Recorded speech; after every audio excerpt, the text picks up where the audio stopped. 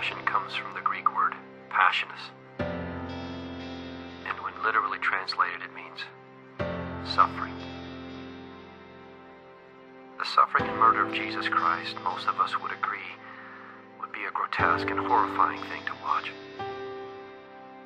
Yet as Jesus was beaten, pummeled, nailed, and crucified, a curious crowd was drawn to him and his passion. And they did just that. They gathered and watched.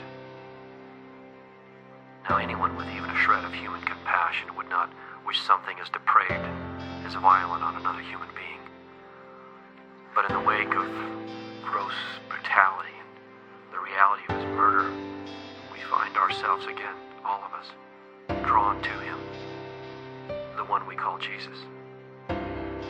So what do we do with the passion of Christ? And what should we say about the horrid and atrocious things done to him that have not already been said? Are there any more adjectives, any more metaphors, maybe some 3D effects that could be added to this tragic story? And more importantly, is there anything that should be said that has not already been said? The answer to that question, I'm sure, is as difficult for you as it is for me. And what can one say when describing the thoughts and the feelings about another person who willingly and who for no other reason or motive than love lays down their life for you? You almost do not know what to think or what to say. Yet the pure act of selfless love and sacrifice, it demands and inspires a response. But words seem shallow. Words are clearly not enough. And that is why I believe the response to the passion of Jesus inspires and requires more from us than just words. I believe it should inspire a conscious and a passionate movement towards him. Passion inspires passion. I believe the passion of Jesus is also polarizing, and it forces us to either move to him or to move away from him. No matter which one you do, no matter which you choose, you cannot acknowledge what he did for you or the love that he gave you and then just stay the same or remain in the same place. Real love does not work like that.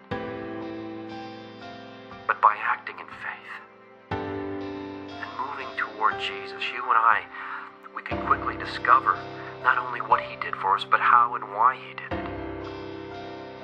And it's there that we find out that Jesus was much more than just a man. He was both God and man. He was, as they say, the God-man. And that is exactly what Jesus said of himself 2,000 years ago. He claimed that he was the Son of the living God, and then he proved it with his passion.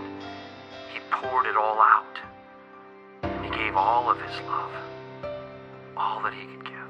And if you and I believe his claim and accept his passionate suffering love, then we can increase our own faith and hope in God and begin to walk in new life, a true relationship with Jesus Christ, who passionately died and suffered for us.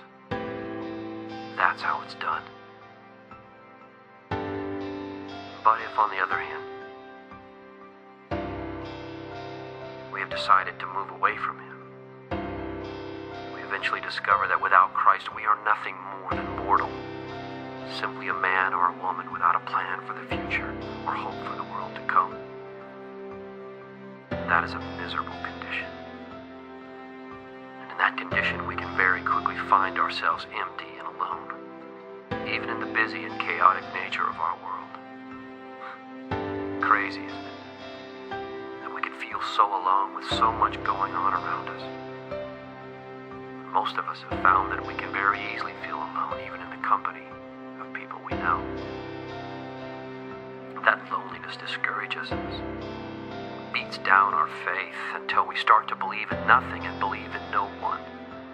And at that point we really are walking alone. So we need to know this. The suffering, the brutal death of Jesus, the passion of Christ, did not take place in vain.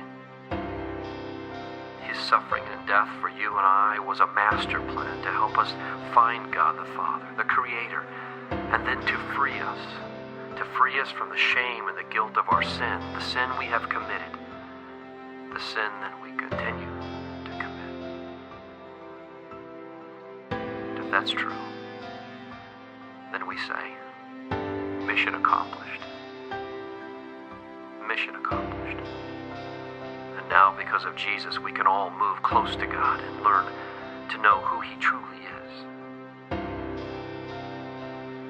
This only happened because God loves you. This only happened because He loves me, and that is why He passionately continues to do today what He does. The only question that remains, where is our passion? And what are we going to do for Him with it?